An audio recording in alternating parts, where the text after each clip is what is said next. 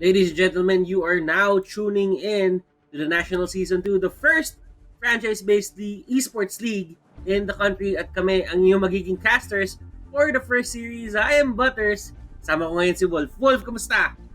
Okay naman, mainit at actually malamig pala, medyo maulan pero okay Maulan. Laban Pinas. Laban Pinas. And you know what, Wolf? Ang daming mangyayari ngayong araw, day number 12 natin dito sa ating National Season 2 MLBB. And it's going to be a fun, sabihin na lang natin, day para sa atin kasi medyo malalaman natin ngayon kung paano natin masiset up yung coming playoffs natin. But first, tingnan muna natin kung ano nga ba yung nangyari. Kagabi ba o kahapon? Kahapon, yan. So, for our previous match result, this is day 11, LPE Eagles taking 2 games to 1 versus Happy Feet Emperors. For the second series naman, Wolf, unexpectedly, Ren E Pro took games 2-0 in a span of 9 minutes and 10 minutes. Grabe yung bilis na pinakita ng Ren E Pro dito, may lakad.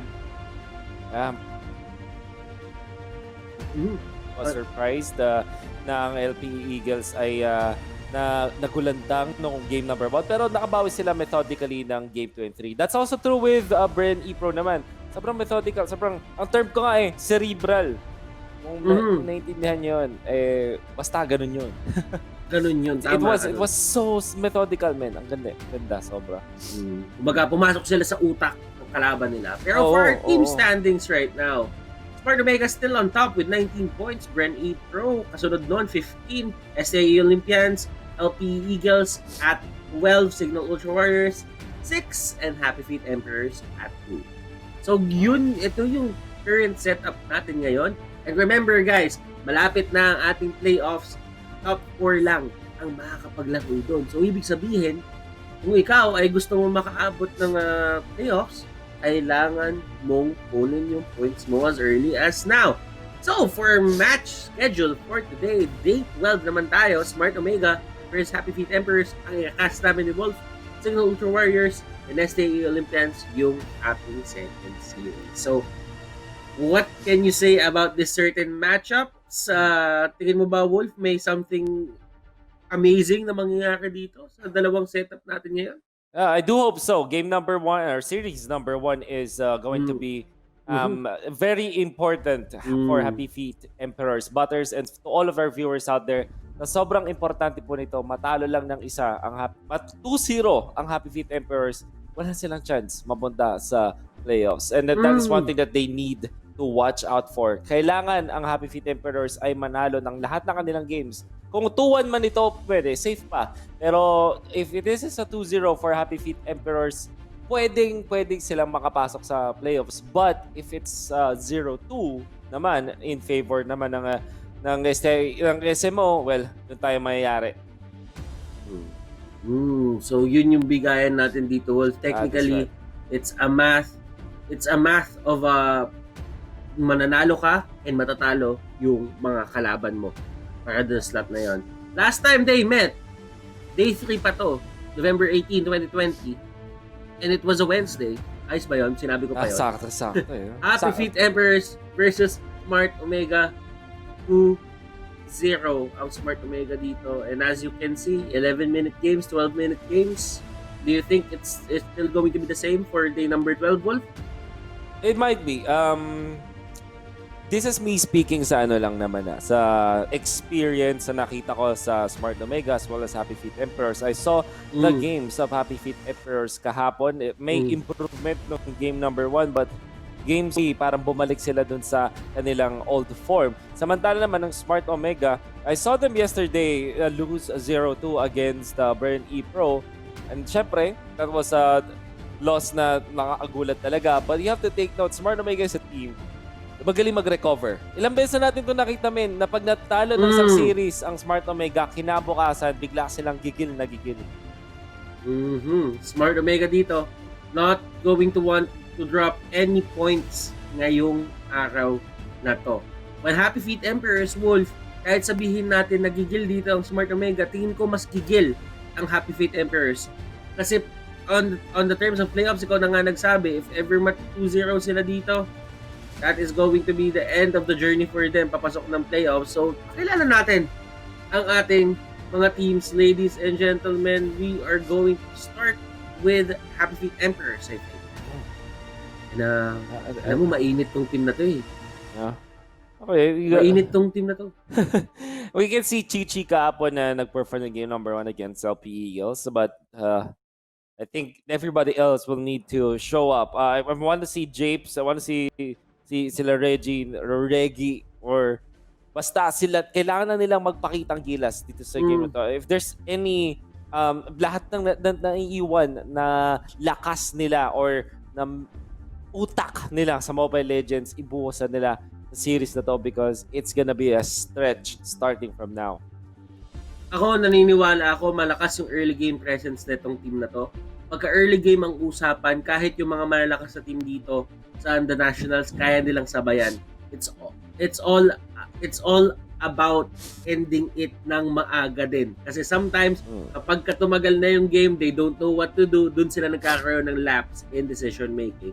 But all in all, Happy Feet Emperors, they're a very good team, and SMO needs to look out. Speaking of SMO, kilala naman natin dito yung kanilang squad. And this is Smart Omega. Wolf, ano bang nakita mo sa Smart Omega kahapon? At anong nakikita mo sa Smart Omega ngayon? Well, like I said, they become beasts after na matalo sila ng mga series after watching them so many times at casting them so many times. Pero dito si Curtizy, I think yung crucial na factor para sa Smart Omega, not because he's the one that's carrying the team. Kasi parang ang Smart Omega, kasi parang hindi sila nagbubuhatan para sabay-sabay sila dun Pero kaya ako sinasabing importante itong si Curtizy kasi mamaya makikita natin kung support ba siya or side lane ba siya. I honestly feel that Smart Omega are much better off if Kurt is playing as a side lane, but we shall see. Baka naman may magbago dun sa galawan ng Smart Omega if this does happen. Alam mo, Wolf, nakikita mo naman dito kasi ang Smart Omega, hindi sila basta-basta papatalo. Kasi meron silang gabay ni Otit. Pag si Otit na ang nagsabi at humingi na ng pamasko kay Otit, tapos na ang usapan. Tapos na ang usapan. And we have our head-to-head right now. This is Smart Omega versus Happy Feet Emperors. Nakikita mo naman ang pusingan ni Otit dito. Talagang bring it on. Bring it on. And games played dito, it's 17-14. And looking at the stats, Wolf, may mga bagay din dito na kahit papano, ayan, lumalapit tong Happy Feet Emperors. Ano ba tong mga bagay na to at bakit nga ba nila naaabot to at lumalapit sila sa SMO? I guess this is because of their nasabi mo to yung early game I want to say though, yung Happy Feet Emperors kasi alam nila talaga yung fundamentals of how you participate or how you paano nakasabay sa mga professional players, di ba? Alam nila yung mga fundamentals na yun. If you see their movements, yung mga ginagawa nila mga maliliit na bagay, pasok talaga sa banga. Kaso nga lang, yung lack of experience siguro, yun yung na-concern. So, kung tinatanong mo paano lumalapit yung Happy Feet Emperors, yung fundament doon sa kanila, it's just that wala sila masyadong experience. Kaya naman pag mga clutch moments na or pagka nagkakagulangan na, doon sila nadadali. Kumbaga, sa basketball, yung mga siko-siko na under the table na siko, nalulusot nila. Pero pag sila yung gumawa, natatawagan ng foul. Parang gano'n. So, parang gano'n ang nangyayari. Player comparison is going to be Mr. Fundamentals versus Reggie. Reggie dito, Hilda, 100% versus 0%. Yun yung nangyayari dito. And I do think that for Happy Feet Emperors, this is kind of alarming kasi if ever early game presence nga ang gusto mo, you would want the Hilda. Ba? So, what do you think? I think yung mahigpit ang laban dito in terms of early game. Ano yun, Wolf? Ano yun? Nag-cut off ka I think when it comes to just the palitan ng hero, it's gonna be crucial Happy Feet Emperors na wag silang magbigay ng heroes sa SMO. The same na comfort nila kasi parang may mga ang thing with Smart Omega, wide yung hero pool nila pero laging may cornerstone yan katulad ng Hilda, katulad ng mga Jawhead. At ito yung mga heroes na dapat natin makita sa Happy Feet Emperors para maging successful sila. So, kailangan nila mag-ingat sa mga tight contention ng mga heroes. And yeah, kung meta, kunin nyo yung best heroes nyo, become comfortable with it kasi matik naman yung mga meta heroes talaga yung pinapractice ng mga teams at a daily basis. Kung maban yan sa kanila sa scrim, they're going to need to find another hero and yun yung hero na kailangan nilang i-set up. So, yeah, technically, Wolf, this is going to be fun, this is going to be exciting, and excited na tayo kung ano nga ba ipapakita ng dalawang teams dito.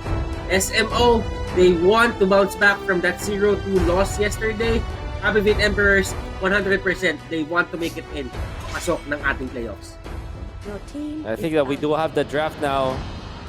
Let's talk about yung mga heroes naman na katulad ng Hilda na mention ko kanina na parang pag-aagawan na pare sa teams na to. I think you also have to consider yung Ling.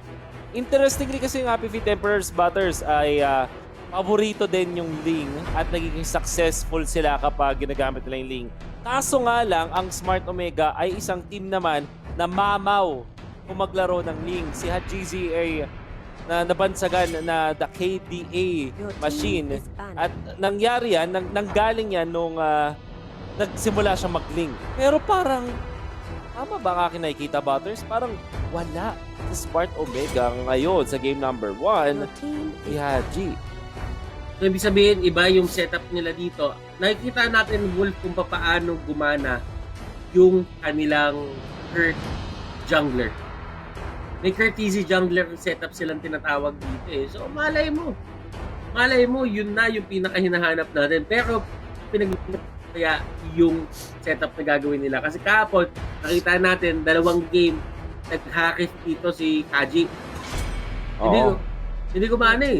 Pero ngayon, for Happy Feet Emperors naman, we are seeing ito yung lineup talaga nila na pinapasok nila dito sa ating the Nationals. Although, may mga nagsasabi na ipasok nila si Aljon, pero sabi ng Happy Feet Emperors dito, stay tayo as is. Maganda yung pinapakita nitong 5 to. Man, I still can't get over itong wala si Hajizi. Does this mean na si Toshi ang magmi-mid the carry for Smart Omega? Alam mo, I'm so curious. Alam mo, Wolf, pwede naman magpalit eh. Pwede naman magpalit basta tapos na yung game. Wag lang mismong game mismo, di ba? Pwede naman pwede naman mag-swap eh. So, it could be Smart Omega experimenting dun sa kanilang mga lineup or baka proven and tested na to. Kasi nga sinabi natin dito at this point of the tournament, hindi mo na pwede underestimate kahit sino. Yeah. I agree with you. Pero at the same time, Smart Omega, I feel that this is a team na hindi sila nag-experiment during the tournament. I think this is a team na lagi talagang handa. I've able to talk to so many times kay Coach Dale at talagang masasabi ko sa kanya lahat ng pinapakita niya sa laban mismo ay pinaghandaan nila. Oo, pero nakalusot si Benedetta. Let's see if the Happy Feet Emperors are prepared for this. Benedetta is isang hero na napakalakas at automatically ba isa sa mga top contested na heroes not only in the nationals but also tournaments outside of the nationals. This is because of the mobility. Ito yung lahat ng skills niya ay literally may mobility. Even yung passive niya ay mobility tool. Tapos meron pa siyang parry na I would say na isa sa mga rare na mechanics sa game. Kanya second skill which is Eye for an Eye. It's a wonderful way to tank yung mga crowd control. Tapos, ang malapit sa kanya, pwede yung pang iba to sa kalaban. So, this Selena pick is questionable for me kasi Benedetta is an outright answer to the Selena. So, yeah, i-check natin dito kung paano gagawin yan. But for Happy Feet Emperor, it's not all about the arrows din, Wolf. Kailangan mo din yung setup ng vision. And I still like it in a sense. But yeah, I think Hilda dito will be the probable answer for the side of Smart Omega given na may Johed yung kabila. So may mga times kasi na ginagawa ng iba reactive no? Ang ginagawa nila yung Johed, kina-counter nila. Pero sabi din ni Smart Omega, sige, guluhan tayo. Doon ako sa kabila, ikaw dito sa may area namin. Pag magkakaroon to ng mirroring moves. So, this makes it so that the funnel carries are more important naman when it comes to concentration for both teams. Thumbs for Smart Omega, I still feel that this Benedetta is a flex pick naman sa mga viewers natin na siguro ay hindi pa ganun ka-aware. Benedetta is played in almost all as much as support, attack support, pwede siya. Ginagamit din siya na carry. Pwede rin siya sa side lane, either gold or EXP lane. It works wonders.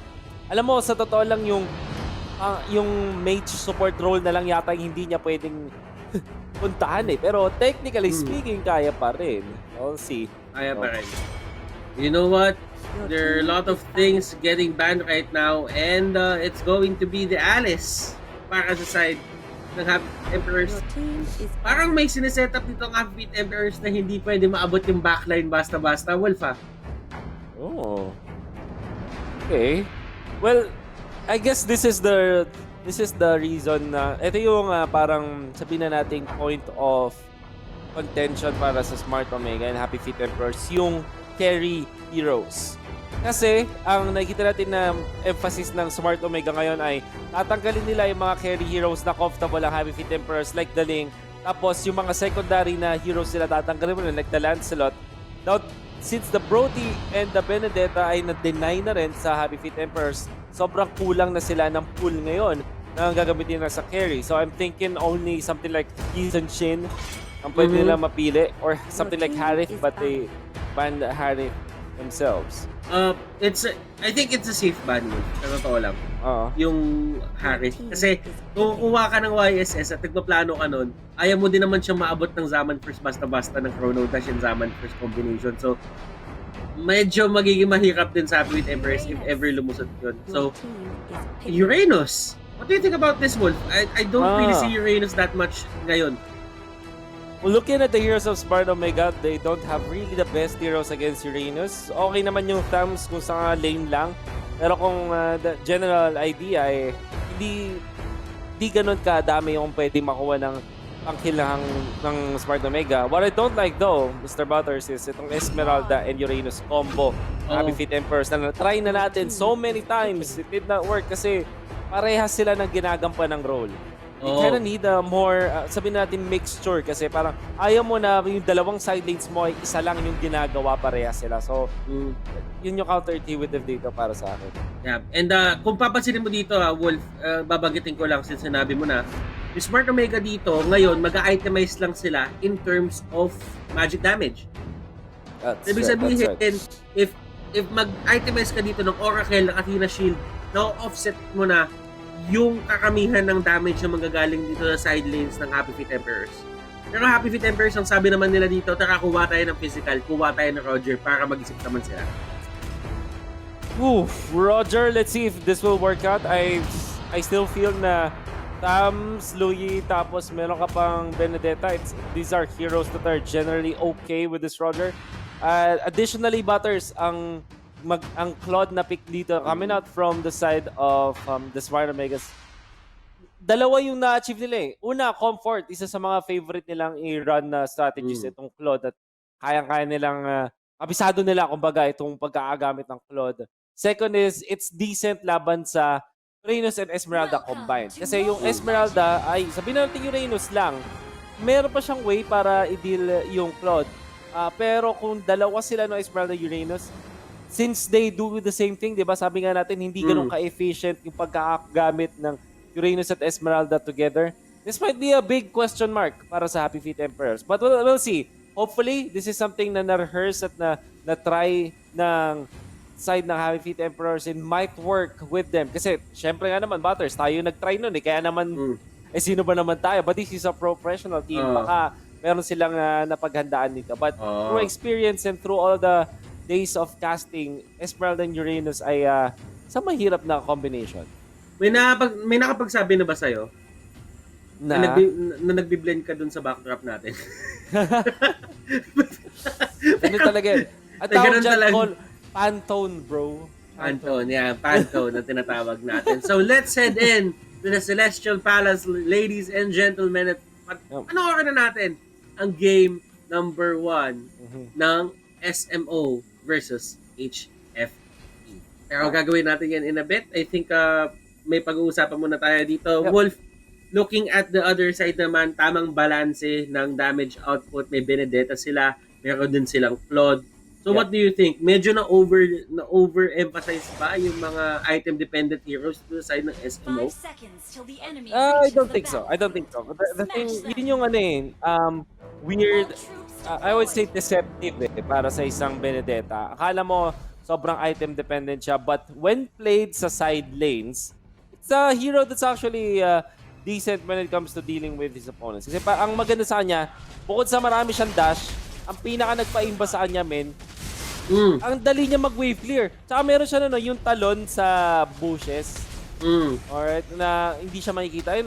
The trading potential from Toshi is big. And Chi-Chi, honestly, he's gonna have sabihin na natin, sobrang hirap na oras. Wala na ibang description. It's really difficult. Look at this, diba? Na-clear niya yung top, tapos mag-rotate siya ngayon. Oo, tapos kung napapansin niyo dito kung paano gumalaw tong si Toshi, walang katakot-takot o kaya niya mag-dash in, dash out eh. Hindi problema yan para sa kanya. Nakikita mo naman yung HFP dito. They're trying to control etong minion, yung wave, yung buff. Sorry about that. Toshi naman dito, lahat ng dash na pwede niyang gawin, ginawa niya na, pati yung Cyclone ay kinuha niya na. Ganun siya ka-dash. That's right. Dash na dash. Dash ng dash. Well, you can see na pinubos lang niya yung HP ng Roger, tapos pinauwi niya. This is one of the strategies that you can do if you are trying to invade. Parang hindi mo naman talaga kailangan nakawin yung buff.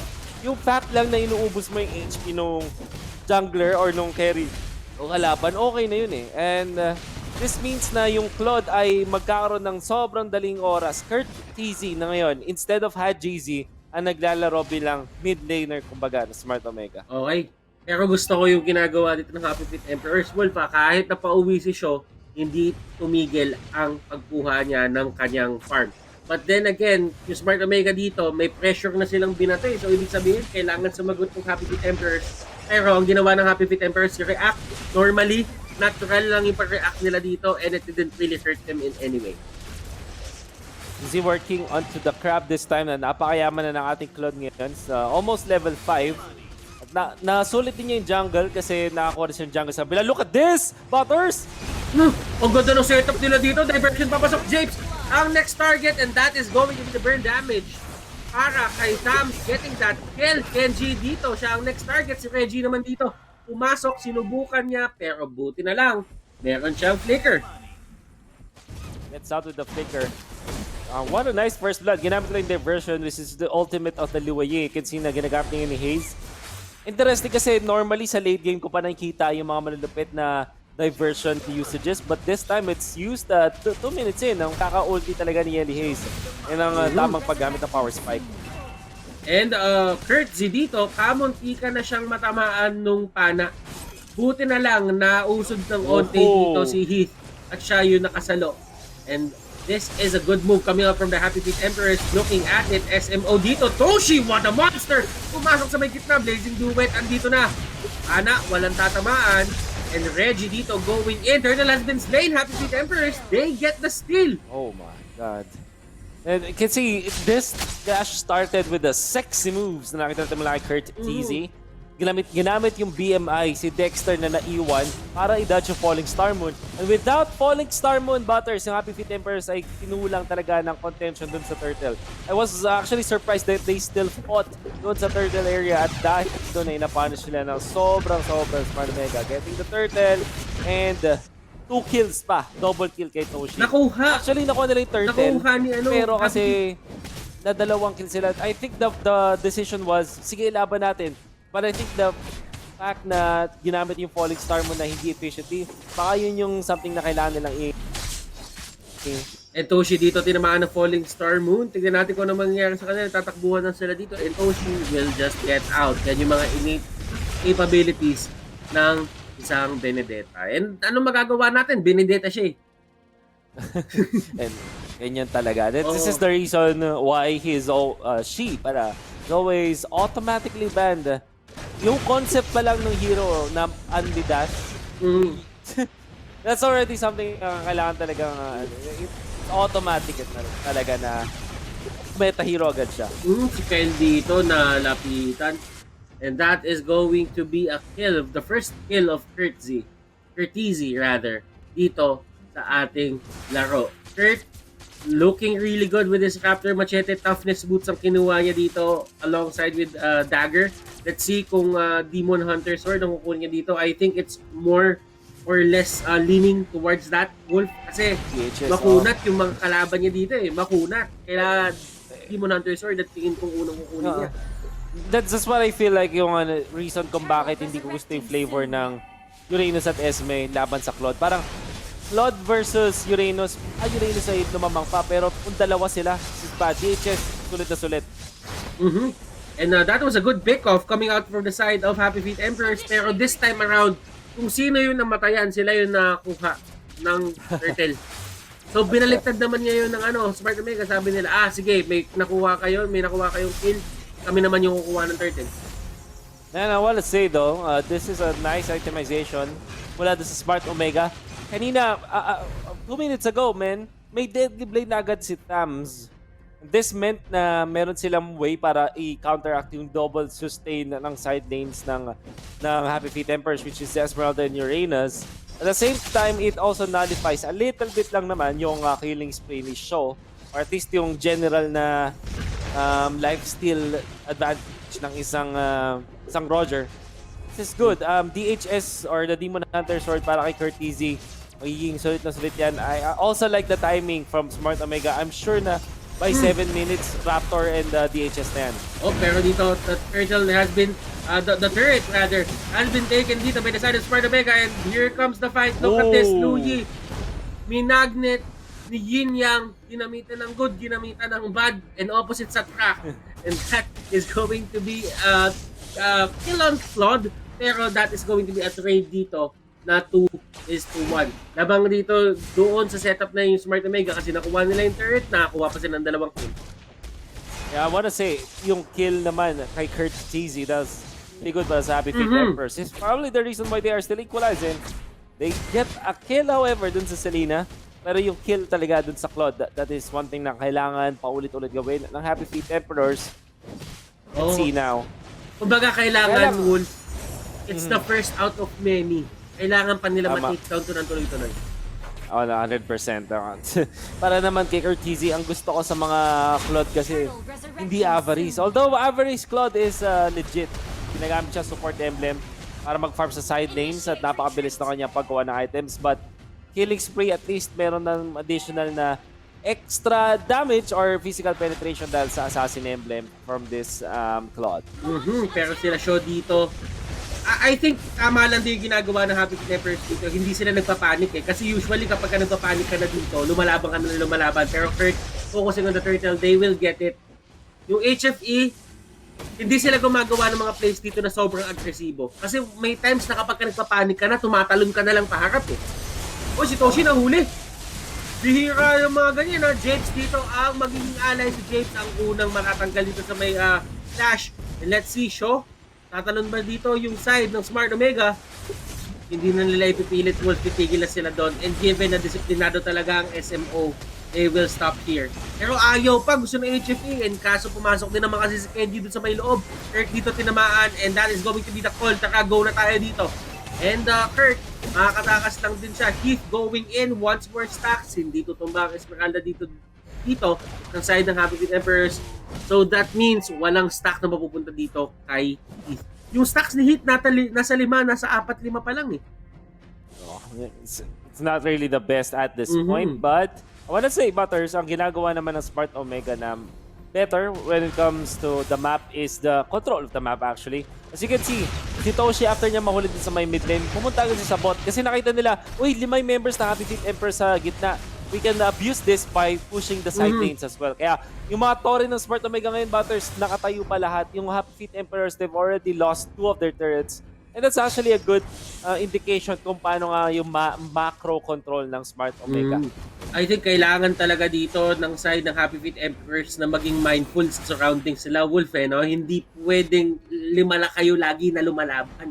Smart Omega dito, mindful sila. Happy Feet Emperors, if they are mindful of their surroundings, feeling ko kaya pa nilang balik na rin to given that they have the Esmeralda. Pero kasi tatandaan mo, kung may late game insurance ang Happy Feet Emperors, meron din dito yung Omega. Meron silang Benedetta, meron silang Claude. So ibig sabihin, if this goes the distance, you know kung sino yung may mas lamang in terms of scaling.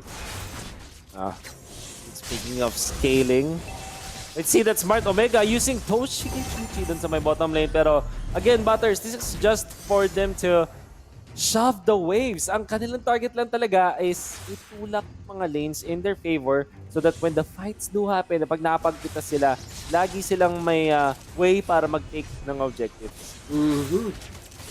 Smart Omega pushing out the waves papunta dito sa side ng base ng Happy Feet Emperors. Pero alam mo, may sagot dito si Kyle.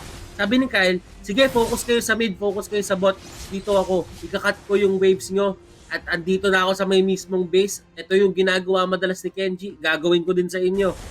This is the Kenji, the Kenji special to The Kenji cut. The Kenji cut to. Uy. Pero Kyle dito, naipit na siya. Tingnan natin kung makakataka si Kyle dito using all his skills para kumunat. Grabe naman si Toshi dito. Lahat ng palo, naranasan mo na parang niyang hinahasa yung espada niya sa isang bato. That's right. And this is the reason. I think I like that from Happy Feet Emperors. There's something winning their side. And nakikita mo naman dito kung paano nila gusto talaga manalo dito sa game na to. Pulling out all the stops para magawa lang. And GG dito with a nice falling star moon. Kung nabato niya yun a second earlier at hindi nakapag-BMI doon yung Cloud natin, that could have been great for them. Haze dito pumasok with a diversion at hindi go ang Happy Feet Emperors. Nakikita mo naman dito yung damage output na nagagawa. And given Wolf, given na wala pa masyadong turrets na tumutumba dito sa side ng Happy Feet Emperors dun sa side ng Smart Omega, yung gold hindi ganun kalayo Si Kyle naman dito, napatakbo na naman, nagamit yung flicker niya. And look at this, Kurt, let's see. PMI, papasok, Keith going in. Napatalo dito si Kyle. At tignan natin kung kaya siya itumba dito. And this is the thing na sinasabi mo kanina, Wolf. Wala silang pampatay masyado si Uranus dito. Blazing Duet going in. James dito, unang magiging target. And Shaw, yung minions lang talaga yung kinakalaban niya dito. Ayaw nila mapusyan habang sila ay lumalaban. Double kill for Toshi. Tingnan natin dito. Chi-Chi dito na-attract ng isang magnet ng Yin and Yang. Kenji humarap sa dalawa, and that is going to be a great punish coming to the side of Happy Feet Emperor. Shaw going 1v1 with Toshi. Toshi dito, kakayanin niya ba? Yes, he will. That is going to be the passive. And wow! Smart Omega still on top after that messy fight. My God, sobrang messy ng laban. Hindi natin napansin din na Earth was already taken by Smart Omega. Curtisy, sobrang objective-based na kanyang galawan dito. And then, honestly, Brothers, si Toshi lang talaga yung kumulit para sa Smart Omega. Pero yung kulit niya, may plano. Kasi kung hindi niya kinulit yung Happy Feet Emperors, the objectives will be in favor of Smart Omega. Tapos additional na nako pa siya ng outplay. Pero grabe nga naman talaga as they take two. Oh my God, Smart Omega. Oh no, nakita mo yung grabe mang magnet si Kuya, Jenny Ace. Para siyang conductor. Grabe yung ginawa niya. Electric conductor. Kung nakita mo yun, Wolf, tatlo yung hinatak niya dun sa may baba. Pero sabi dito nila, Toshi, tapusin na natin to. Ito na, the way of the hidden Mitsurugi. Ito na, nahanap ko na ang tamang term. Kanina ko pa hinahanap yun. And that is the way of the hidden Mitsurugi. Para dito, kay Kuya Toshi. And given that sumasabay ang Happy Feet Emperors, Smart Omega, they find a way to end the game early. You can see na all smiles para kay Toshi dahil nabigyan siya ng isang hero na mukhang matagal na niya tinatago. I'd say, Benedetta is a hero na sabi nga natin na almost automatically nababan ng mga teams natin, mga players natin. Bihira natin siyang makita in professional play because of the kit that he does have. But this time, Toshi controlling it, masaya naman siya. And how about this? Kurt TZ, the MVP, our Claude, with already Golden Snap DHS Raptor Machete 419 ang kanyang performance bilang carry or funnel, diba? Ng Smart Omega. This guy started in the middle. I think yung proper term dito talaga is the hyper carry of Smart Omega. Ngayon ay si Kurt TZ. But we do know na si Had GZ has for the longest time ay naging carry ng Smart Omega. This time, Curtizy, parang nalaro niya na lahat tank na lang hindi. Kasi nakapag-side Mhm. lane na siya, nakapag-marksman na siya, if I'm not mistaken, well, ngayon, speaking, Mm. nakapag-support na rin siya. So, this guy is going places. Oo, si Kurt sabi niya, iikutin natin ang buong mundo. Iikutin natin ang lahat ng role na pwedeng gawin dito sa MLBB. Happy Feet Emperors, that was a good performance from them kahit hindi nag-show sa score yon. Pero dun sa mga moment na patalo na talaga dapat sila,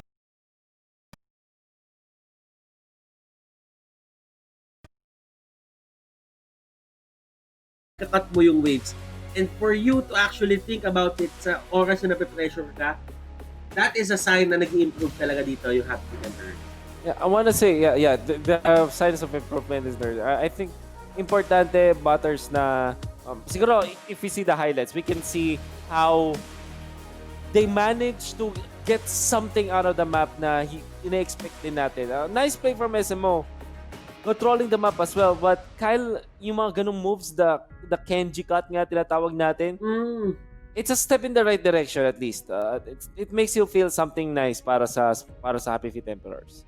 Kasi never mo maiisip yun kung pressured ka eh. That's Ibig right. sabihin, nagkakaroon na ng familiarity. Nagiging familiar na yung Happy Feet Emperors sa ganitong klaseng setup, sa ganitong klaseng liga. And I think, tama yung sinabi mo, a step in the right direction if they ever want to, just win yung mga kanilang mga susunod na games. By the way, look at that play from Curtizi. Instead of focusing on heroes, pinatumba niya muna yung Torre. Sinos na kaya niya patumbayin yun. Tapos, after that fight erupted, mas lumamang na yung Smart Omega. Kasi Emperors, akala nila kaya nila makakuha ng advantage dahil sa Torre. But with that tower takedown, that's amazing from Curtizi. And kung papansinin mo dito yung HFE, mga pwestuhan din nila, okay naman eh. Kaso, kapag mga ganitong laban talaga, nagkakaroon ng divide sa sariling takbo, si Hayes nga, napagamit pa ng diversion dun sa may pinakalikod. And that is really just a something na mapapansin mo for the side of HFE. Kasi natututo na rin sila makipag-trade eh. Although at that point on, I think dapat tinutukan mo na si Toshi. Binato mo muna kay Toshi lahat ng damage mo. Pero at that stage din kasi hindi mo na rin maiisip yun eh. Kasi talagang nasa heat of the battle ka. And looking at it, this is how Smart Omega ended it all. With a blazing duet from Kurt and with a few physical attacks dito sa ating base. And the MVP of the game is going to be Toshi, 504, and a whole lot of hero turret and damage take. Oh man. Let's say, isa siya sa, kaya naging MVP of the game siya, hindi lang dahil sa stats, but also how he utilized this hero to its full advantage. Una sa lahat ay kinlear niya muna yung wave doon sa laning stage, di ba? Binilisan niya habang nangaharas. Tapos pumunta agad siya doon sa orange buff ng kalaban. At the same time, inuubusan niya ng HP yung carry ng kalaban. Tapos after niyang manggulo, bumalik siya sa lane niya. And all throughout the game, mula dun sa early to the mid game, nagsisplit po siya, making sure that the waves are pushed. And he also attracts the attention of his opponents. Ang dami niyang na-achievement. Si Toshi, he did a lot for this team. Na hindi natin makita just the stats alone. But if you watch that game, pag tinignan mo yung replay, yung kanyang movements, all over the place, but in a good way.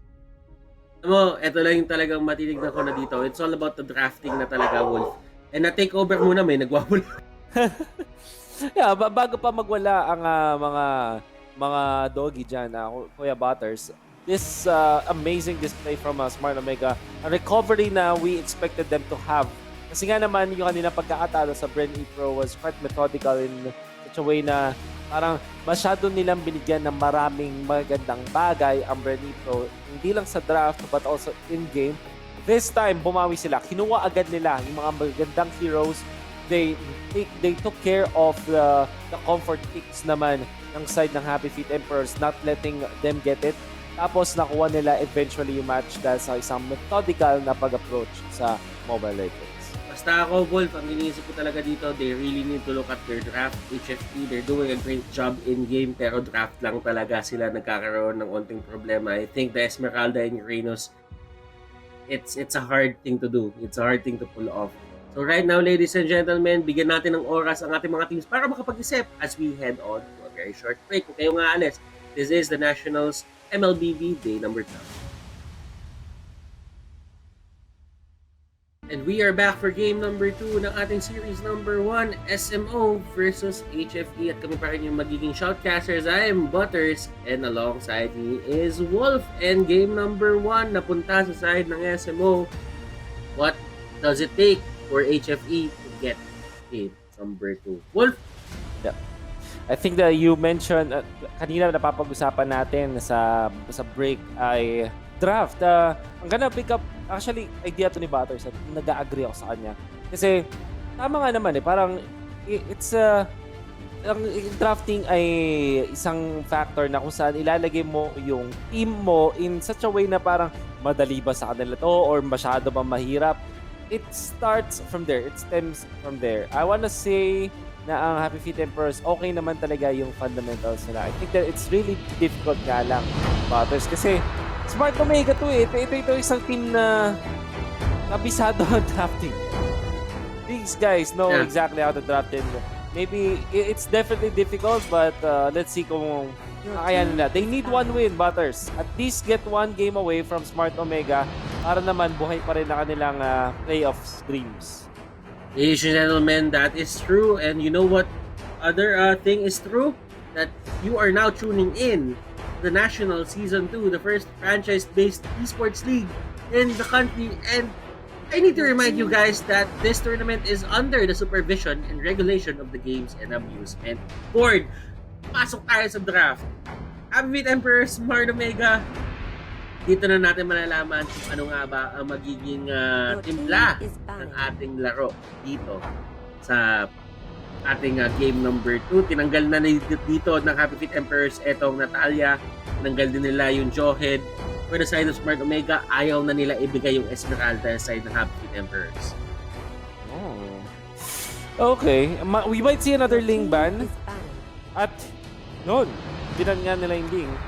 Because this is them saying na this is the comfort of Happy Feet Emperors. Kaya sabi ng Smart Omega ay hindi nila bibigay yun. I wanna go back sa lahat ng mga viewers out there. I've been casting a lot of Smart Omega games na over the span of 2 years, Butters. At isang bagay lang talaga yung gustong-gusto ko kay Coach Dale. Kahit sino pa yan, kahit galing yan top professional team, kahit galing yan amateur team, kahit saan liga yan, ibaba ni Coach Dale yung comfort mix ng kalaban no matter what happens.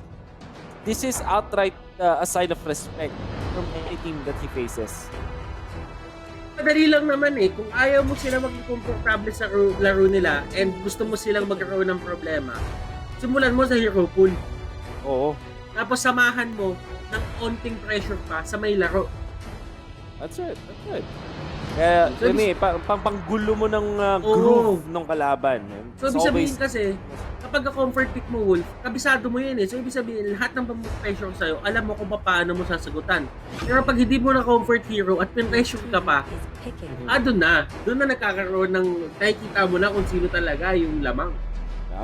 Absolutely right. And you can see now, though, sila naman ang gagamit ng Benedetta. But what I like about what Smart Omega did is, dalawang OP heroes yung inopen nila. So, kung kanina ang drafting ng Happy Feet Emperors is parang wala silang favorable trade na nakuha. Binigay nila yung Benedetta pero wala silang nakuha. Siguro yung Selena in their own right ay positive para sa kanila. But this time, how Smart Omega dealt with this is binigay nila yung isang open pick pero dalawang heroes na mas maganda yung nakuha nila, which is Brody and the Lunox. Two of the heroes that really don't care about the dashes ni Benedetta. Wala namang silang, ang kanilang damage output ay talagang burst in nature. So they wanna burst this very squishy hero like that of the Benedetta. So sumagot ng sariling suntok dito yung Smart Omega. Ganun yung sinasabi ni Wolf. But then again, Wolf, Happy Feet Emperors dito, nakuha nila yung Farsa, nakuha nila yung Taps. So, they must be really happy with that. Kahit pa paano, masi-set up nila yung kanilang mga lanes and mapapwersa nila ito papuntang late game kung maganda talaga yung magiging showing dito ng isang Farsa or even yet end the game early. Di natin alam. Smart Omega naman, kumuha na sila dito ng show. Literal na kayang pumasok sa backline nito at kayang abutin itong Farsa. one thing na isa rin sa mga favorite ng Smart Omega. And actually forgot to look at the hero the players playing. That seems like it's the same as game number 1. Si Curtizi ang magiging carry yata Smart Omega instead of Hajizi. Yeah, and tignan natin dito kung papaano i-set up to ng Smart Omega. Nakuha na nila halos yung mga bomba nila eh. Yung damage output nila nandito na sa dalawan to eh. Actually, Wolf, correct me if I'm wrong pero sa totoo lang ngayon parang pwede mo natutukan yung mga sustain mo eh. Sustain heroes mo eh, just because of the Brody and the Lunox. Pwede ka na kumuha ng sustain hero na kaya lang mag-hold ng lane kasi ito talaga yung capability ng Brody at Lunox eh. Kaya nila mag-deal.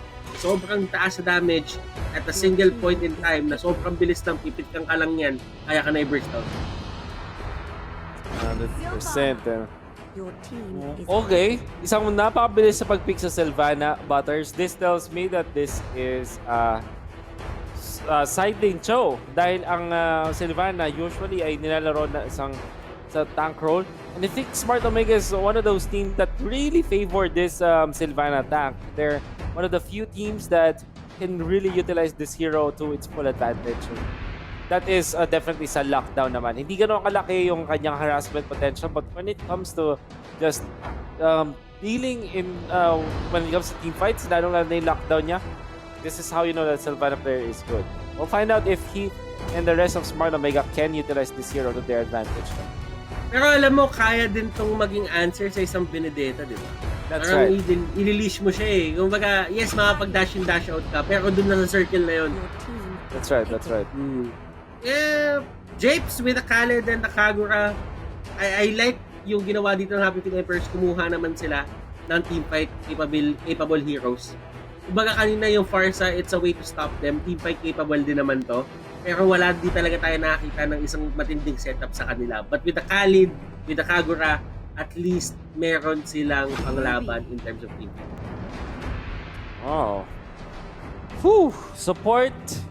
Lunox. We're gonna see side lane Ruby, side lane Joe.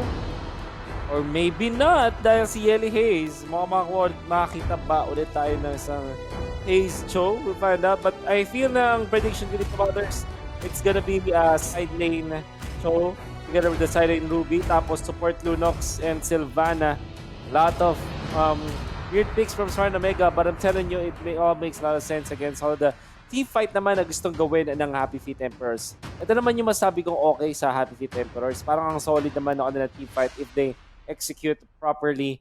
Gusto ko rin yung Khalid pickup. This is also a step in the right direction kasi alam natin pwede siyang gamitin bilang flex. It could be a tank, it could be a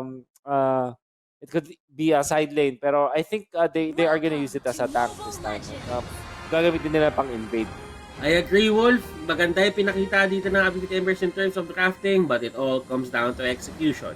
We will head to the Celestial Palace in just a bit, ladies and gentlemen, as we head on to game number 2 ng SMO versus HFE. I do like the fact na pinoint out mo doon, Wolf, team fight capability is on point para sa side ng HFE. Hindi sila nakatutok dito sa isang aspeto eh. Kumbaga, kanina, yung game number 1, yung draft nila, let's call it one-dimensional. Kasi isa lang yung gusto mo gawin eh, dun sa dalawang side lanes mo. Pero ngayon, dahil meron kang proper division of work, na-divide mo talaga yung damage output, na-divide mo kung anong kailangan nila gawin, then that only means na, alam mo yun, mas magkakaroon ng importance yung mga rules. Hindi, ibig sabihin nandun ka lang sa isang lane, nandun ka lang at i-hold mo lang sila. Kumbaga, aalamin mo din kung kailan ka tutulong at kung kailan ka hindi tutulong. Now here we go. It's going to be Toshi with the side lane na Cho, as we expected it to be. Kenji naman yung Ruby. So Cho, Ruby na side lanes tayo. I would say napakaganda ng outplay potential ng SMO. Sobrang individual nga lang talaga. Sobrang isolation ang gusto nila gawin with this Cho as well as this Ruby. We'll find out. It's gonna be slower than usual para Smart Omega. I'm excited to see kung paano nga ba magde-develop itong lineup ng Smart Omega. Kasi honestly, Butters, this type of draft, napakahirap niyang isipin. Kahit ako imagining it in any other team, it might be so difficult for them. And yeah, that is a testament na itong team na to talagang they do their homework. Yeah. They do not pull out on any punches talaga. As long as they can do it, they will do it. And that's the team talaga na talagang setup eh. But you know what, Wolf? You really have to look at din kung ano yung mga possibilities dito for Happy Feet. Kasi there are a lot of things din naman for them na it really is gonna work their way. Pero alam mo, kinakatakot ko talaga itong Chohays. For the longest time nakikita natin tong hero na to, for the longest time alam natin na si Hayes ang naging hari ng Cho dati nung panahon pa ng MPL Season 1, MPL Season 2. Kapag kanilabas mo to, pinigay mo sa kanya, alam mo kung ano-ano mangyayari sa team nyo at hindi magiging maganda yon. Nagiging ano na nga yun Hayes ni Cho, di ba? Dati. Oo.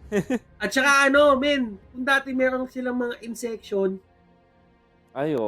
kung ngayon meron silang mga insection, dati, yung mga panahon na yun, si Hayes. Hayes talaga, pag sinabi mong Cho, Hayes talaga. Exactly. So, I think that this time though, since sabi nga natin na side lane itong Cho natin, si Toshi ang gagamit. Alam mo, men, ang interesting sa akin dito is, Lunox naman si... Nagbag pala kanina. Hindi sila nakapag-swap. Pero, si Hayes ang gagamit ng Lunox, okay. Pero Kenji pa rin to eh. Ay Toshi pa rin to. Kayang-kaya pa rin yan, men. Kayang-kaya pa rin. As we expected it to be. Kasi nag-Sylvana kasi ang Smart Omega. Sylvana naman ang hero na hindi ko may isip na gagamitin nilang sa side lane. I don't think that the Sylvana fits any other role than a tank ngayon. Kasi ang Sylvana po, mga kaibigan, ay makunat talaga siya.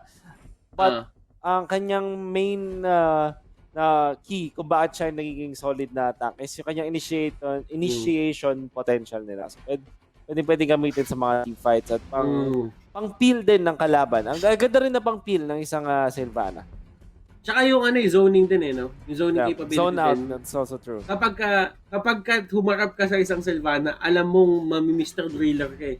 Kapag na-drill ka. Oo, barena ka talaga nun. Barena talaga. Isa pala sa mga gustong-gusto ko sa ano yan? Sa Sylvana ay ganda niyang kubuan ng mga jungle na pwede siyang pang-leash ng jungle dahil sa kanyang pagiging tank at paggamit ng kanyang skill, yung drill nga na malakas siya sa pag-take ng jungle. Tapos, yung Lethal Wonder din ay sobrang bilis niyang i-take. Damage output niya at yung tanking capability niya sa jungle to help his carry is also high. Kaya naman din, pasok siya sa pagiging tank role. Yeah. So, yun yung mga bagay na usually na hindi natin nakikita dito kasi medyo nakatutok nga tayo sa mga lates. But then again, it's more on the idea din talaga na proper damage output, zoning, and panghuli, and the capability of helping his allies dun sa may sarili nilang jungle monsters.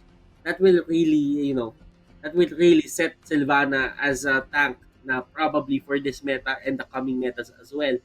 And meron din siyang iba't ibang builds, Wolf eh. Merong tenacity, merong concussive blast. So, it's not really one-dimensional. Kumbaga, pwede mo siyang gamitin in a lot of ways. And I think yun yung isa sa mga idea ng isang malupit na tank hero. Look at this rotation by the way ni Carteezy. Ginawa rin nila to kanina. Instead though, wala silang purple buff kay Carteezy. So that's a really nice as of a start para sa Happy Feet Emperors. And gusto ko yung ginawa nila dito. Sean going in. Wow! Double kill. Beautiful. Man, I wanna say, Happy Feet Emperors, nabasa nila yung moves sa Smart Omega. They have an ultimate, which I'll explain later as they chase Genji down. At nakatakbo naman Smart Omega. Man, ginawa na Smart Omega yung exact same rotation as previously sa game number 1. Ginamit nila si Carteezy na nag-rotate until doon sa Crab tapos doon sa Goblin ng kalaban. This time, Happy Feet Emperors are more prepared. Nag-rotate sila ng mga heroes doon, including Shaw, and definitely punishing the standard move of Smart Omega dahil basadong-basado nila kapag react sila. And they are doing their homework. Keith dito, nag-drill, and Toshi going in. Gusto niya ng sipa dito, and nakuha niya yung kill dito kay Kyle. Pero sabi nila, sige, laban pa tayo. Toshi will go back. And medyo, sabihin na lang natin na sinubukan din naman ng Smart Omega dito na kumuha ng trade kahit papano. I like it. We are seeing such good stuff coming out from Happy Feet Emperors. Una sa lahat ay nag-react sila accordingly. They are using the Benedetta proactively rin. So, compared dun sa game number 1 wherein Smart Omega went in for a side lane Benedetta, Shaw, the carry, is gonna be playing this Benedetta as the carry of Happy Feet Emperors. That to me is difficult kasi personally, my taste says na mas maganda na gamitin ang Benedetta sa side lanes, but them using it as scary, tapos si Chichi to may 3 points pa. Dapat kay Heath. What a wonderful start already for Happy Feet Emperors. Them leading by 1,000 gold. And right now, Smart Omega, medyo sabihin lang natin na throw off sila sa kanilang game. And maganda yung ginawa ng HFE doon. You don't usually see this. Kasi nga, ang Smart Omega, tinawag natin sila na consistent sila and maganda yung pinapakita nilang plays. Pero nakita mo dun, si Reggie, interrupt niya si Kurt dito, and Kurt, gamit si Brody, sobrang taas damage niyan. May ikot na rin na nangyari for Hayes dito. And that is going to be the kill on that Tams. Tingnan natin dito kung may parusa na mangyayari. Yes, there will be. Happy Feet Emperors dito, Kelly Hayes and Toshi ang tutumba sa side nila. I like it so far mula dun sa Happy Feet Emperors. They've used yung Farsa nila to deal the damage. Unfortunately, Curtizi outplayed him. I want to say, para naman sa Happy Feet Emperors, maganda ang kanilang punishment lagi. This is the concept of trading. Parang hindi siya yung some teams approach Mobile Legends as a series of trades, kumbaga. Nagbigay ka ng ganito, pero dapat mas maganda yung makuha mo. And Happy Feet Emperors are doing just that. They might be losing some of their heroes, but at the same time, they are getting more kills. At nakakuha pa sila ng Torres, some map control in there. This is why they are leading by 1,500 gold as of this moment. And Happy Feet Emperors, tignan natin kung paano nila panghawakan tong lead na to. And this is something na unexpected on my side. That is the Cursed Helmet Tams. Talagang gusto lang nila dito maging tanky and gusto lang nila dito magkaroon ng extra damage output. And look at this. Kumbaga, pinapalambot muna ni Kyle yung mga tao sa paligid niya bago siya kumuha mismo ng damage item niya. And I think this is a great way to put it kasi kung papansinin mo, Wolf, kalat yung damage dito ng side ng Happy Feet Emperors eh. Kumbaga, AOE. May area of effect. At kung makakalapit si Kyle dun sa may pinakagitna at matatangko niya dito yung mga heroes ng side ng Smart Omega, tataas, ma-amplify yung damage. Oh. And look at this, ladies and gentlemen. There is going to be the fair air strike at makukuha dito ng Happy Feet Emperors. On the side of Shaw, yung turtle. We did say kanina, Butters, na ang lamang talaga sa team fights ay ang Happy Feet Emperors. Just looking at their draft, it's much better. Ano naman sa Smart Omega, ang kanilang kinalamang ay yung kanilang isolation moves na pwedeng gamitin. Or at least yung mga solo pickoffs katulad ito. Well, technically not a solo pickoff, but gonna get the idea. Yung pagsiseparate nila sa map, yun yung nakuha nilang advantage over Happy Feet Emperors. And I also like the fact na si Genji, instead na tumulong siya dun sa turtle, nag-push na lang siya dun sa top. Wala na naman siya masyadong matutulong dun sa turtle. And like I said, team fights favor Happy Feet Emperors. Smart Omega splitting the map, this is kinda helping them get back in shape. In fact, namang na sila sa gold. Sa mga mini movements lang na yun. Pero pwede ba natin sabihin, Wolf, na ang kailangan na lang gawin ng Happy Feet Emperors is allocate kung saan mag-rotate dito, Smart Omega? That's right. If they do answer these rotations, it's gonna be good. At gusto ko rin na ginagamit nila yung Farsa kay Reggie na malapit na maging legitimate core para sa Happy Feet Emperors kasi ito yung pang-clear nila ng waves. At the same time, it can also participate in team fights well. So if they use this in such a manner na mag-clear lang siya palagi at sasagutin niya yung mga split pushes or even pushes ng Smart Omega, Ibibigay para sa Happy Feet Emperors. Okay. Happy Feet Emperors dito. Nahulihan na naman sila na isa, si Kyle with the cursed helmet. And makunat na makunat si Kyle dito. And Kurt even forced to use yung torn apart memory para lang matumba dito si Kuya Kyle. That's it. And I think for Omega, what they are doing is just to isolate everybody. Para ano lang to, kung naglalaro kayo ng basketball, ISO moves, kumbaga. Talaga, maghanap sila ng tamang opening tapos pipitasin nila yon, then get some part of the map. Alam mo, yung pinaka-idea lang na Smart Omega dito is wag sila labanan ng teamfight. Ang ginagawa nila, hulihin nyo sila isa-isa. Parang ganito. And that is going to be a pick off. Lunok dito will get that kill on Chichi. Tago ka dito. Siya talaga yung hinahanap kasi alam siya yung taga-control ng fight. Kumbaga, kung si JP dito, yung starter, siya yung tagahawak sa tenga, ang totoong sumasapak talaga si Chichi. 100%. We'll find out though if Happy Feet Emperors have some sort of an answer. Kasi ito yung problema sa kanila going up against Smart Omega. Sobrang tama na lahat ng ginagawa ng Happy Feet Emperors. They're doing everything that they can and they're doing it correctly. It's just that Smart Omega are forcing errors onto them. Like Kyle, di ba? Masyado niyang sinagot yung may top lane. Medyo lumalim siya doon. At yung mga konting paglalim ng Happy Feet Emperors, madaling makita yan ng Smart Omega just because of their experience. And Smart Omega really using yung kanilang XP advantage over Happy Feet Emperors at this point. Pwede ba natin sabihin na kahit pa paano yung Happy Feet Emperors nag-tunnel vision sa top tsaka sa mid? That could be true. That could be true. Tunnel vision in a way na meron sila, ang problema kasi kapag alam mo yung gagawin mo, sobrang daling mag-tunnel vision, di ba? Parang, this is what you know, this is your foundation, this is what you want to do. And what they wanted to do was to group up and take down heroes of Smart Omega, defend their mid lane, at sobrang fundamentalist nun, at it works wonders kung alam mo yung ganong concept, but if you tunnel vision to that concept alone, ang dali mong i-expose, and that's what Smart Omega is doing right now.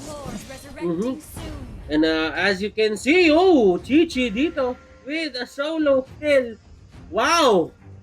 Against Toshi, ha? Against Toshi yun. My Maganda. God. Chichi Beautiful. is playing out of his mind. Then sabi mo na The future is bright. The future is bright. Happy Feet Emperors. Chichi dito, nagpapakita na ng gilas. Wonderful. There's Heath committing ultimates, this time Smart Omega. Kung binigyan nila yung mga turtle kanina, nakanakaw ang Happy Feet Emperors, then yung Lord mo hindi na talaga nila ibibigay ito. And Chichi, oh no. Si Chichi dito, nako, nasobrahan naman siya ngayon. Kumbaga, kanina kasi yung Chow, talaga may expect mo na tutumba yun. Kasi ang Chow naman, hindi naman kumukuha ng defensive item yun eh. Ang Ruby kasi medyo innately tanky na eh. Na kapag ka kunyari, lumapit ka, may lifesteal yan. So, ibig sabihin, medyo napalakas yung gilas doon ni Kuya Chichi. That sounds about right. Some movements of Smart Omega, I think they're gonna be converging into my mid lane. Pero, fortunately, hindi pa rin madedepensa na Happy Feet Emperors yung gitna because of the lack of their wave clear. So, she's still chasing Kyle. Pero ito yung talaga yung mga experience moves eh. Parang alam mo kung kailan ka mang-zone out lang. At alam mo kailan ka mag-commit sa isang hero. Oy! Nice! Reggie dito stealing that buff and mahuhuli pa nila si Hayes. And that is going to be a great punish. Hindi lang nila inagaw. Well, sa kanila naman talaga yun. Hindi man lang nila nakuha yung sarili, nakuha na nila yung sarili nilang buff. Natanggal pa nila si Hayes at pwede pa sila dumiretso papuntang Lord ngayon, which is gagawin nila. Wonderful set of series of events para sa Happy Feet Emperors, just like you said. Nangyari natin kung magamit ito in their favor. Because it's gonna be difficult against Smart Omega, but Kyle is still poking onto the Lord Butters. Tingnan natin dito, lumalaban na sila Toshi, humaharap na sila dito. Alam dito ng Happy Feet Emperors na mahirap kapag nahuli sila na mag-isa dito. Kailangan nilang tumakbo as a unit. Hindi sila basta-basta makagalaw dito na iniisip lang nila na, saka harapan natin sila. Hindi, walang pwedeng humarap sa may gitna na mag-isa kasi pwede kang masipa ng choke, pwede kang ma-imperial justice ng netong Silvana. So, ang daming possibilities sa pwede gawin sa'yo kapag hindi kayo buo as a team. Slow, steadily. Pero nga lang, yung Lord ay hindi na pupuntahan ng Smart Omega in this moment. Katulad nung kanilang diskarte kanina, pitas lang muna. That's what they wanted to do. And if you're looking at the map right now, Toshi are forcing some reaction. Ibig sabihin, nag-a-attack siya ng attention ng Happy Feet Emperors para mabuwag yung lineup or yung formation ng Happy Feet Emperors. And he's gonna keep on doing this kasi alam niya na advantage ng Smart Omega is kung nakakapit na sila katulad ngayon. Imperial Justice na gamit doon, ladies and gentlemen, and that is going to be the cha-cha, ang sayaw sa may Lord. And walang magpapaawat dito. Kenji, kung papansinin mo naman, sila Sho, hindi rin sila papahuli. Lalaban at lalaban din tong mga to. Na alam nila na patas ang ground ngayon. Kung kanina nung game number 1, medyo may naabuso kayo sa amin dahil one-dimensional yung trap namin. Ngayon naman, yung Happy Feet Emperor, lalaban sila dito. Smart Omega naman, ang nakakatawa dito, kung sino pa yung isolation play, sila pa yung may nag-aanap ng team fight. Uy! You can see na dahil sa dami ng items na unti-unting nakuha ng Smart Omega, they are leading by 4,000 gold right now. They're taking advantage of it. Pero yung Smart Omega, tulad nga ng sinasabi natin ay itong team na to ay magaling ma-punish. So what they're doing is, for some reactions from Happy Feet Emperors tapos kukuha ng pitas. And at this moment, yung Happy Feet Emperors medyo nilet go nila yung control sa mapa, which kinda made it so na yung control ay hindi na napupunta sa Happy Feet Emperors kasi they should be the ones taking care of it. At ang resulta nito, Butters, is nananakawan sila ng buff. We're looking at Sho right now. Wala siyang buff na hawak. I mean, kaka-respawn lang naman nung orange dito. And that's one thing na para disadvantage siya ganyan kasi parang technically speaking, Butters, one item yun eh. At this point, 15 minutes in, late game na tayo. One purple buff or one orange buff, more particularly. Isang item na siya item. Yeah. That is true, Wolf. I agree with you on that. And pure facts. Kasi kung napapansin nyo dito, dahil nakukuha ng Smart Omega yon, yung Happy Feet Emperors dito, napwersa silang umalis. Pero si Japes nandito na, kalahati yung buhay niya. And he's going, ginawakan nila dito si Japes ha, inistan nila, hindi makapag-standard yon. And nahuli nila, nakuhaan nila ng kill. Wala na silang pang-initiate, kailangan nila yung surrender to Order of Brilliance, nandun.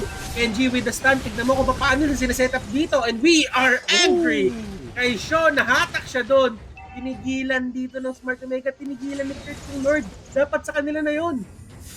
Oh, that meant that Toshi will lose his head. 3 deaths on Toshi. Ganda nang ginagawa niya so far na pag-siding push, but Happy Feet Emperors really took advantage of that. And that meant that Smart Omega will have to start all over again dito sa my Lord. That medyo awkward nga lang kasi bawas na yung mga members nila. Pero kung pa isa-isang Happy Feet Emperors, katulad na ginawa ni Kyle, dito sila matadali. Pero Vengeance! And Vengeance is there, ladies and gentlemen. Chichi dito, umangat and Sho going in. And that is going to be the Brody. Oh, he's gonna get picked off. Wow. Kenji dito, the last man standing. Happy Feet Emperors dito with the push. Let's see, Kenji going in. Reggie will go down. Tumatakbo na dito si Kenji. And there is the ultimate coming out from James. Sabi ni Kenji dito, sige lalaban pa ako. Pero nandun na si Sho.